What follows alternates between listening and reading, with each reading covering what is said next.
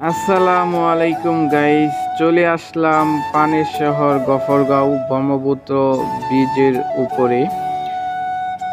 প্রকৃতি নিয়ে কিছু কথা বলতে চাই। বিকেল হলো প্রকৃতির এক নিঃশব্দ কবিতা, যেখানে সূর্য ধীরে ধীরে আশ্রয় যায় আর চারপাশে ছড়িয়ে পড়ে শান্ত এক আবহ। ফুলদলির নরম আলো, মধুর হাওয়া আর আকাশের রং বদলায়। এই মুহূর্তগুলো আমাদের মনে সৃষ্টি করে এক অপূর্ব শান্তি। প্রকৃতি এই বিকেলে যদি হৃদয়ের কথা বলতে চাই, তাহলে প্রয়োজন হয় দারুণ কিছু বিকেলের কথা।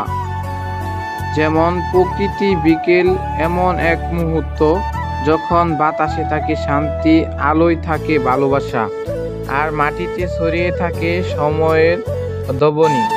বিকেল মানে শুধু সময় নয়, প্রকৃতির এক মায়াবী রং, যা মনকে ছুঁয়ে যায় নরম বাতাসে। গাইস, আমরা গফরগাঁও ব্রহ্মপুত্র ব্রিজের উপরে এক প্রকৃতির মাঝে হারিয়ে আছি। প্রকৃতির দৃশ্যটা দেখে মনের অনুভবটা অনেক ভালো লাগতাছে, যা বলার মতো না।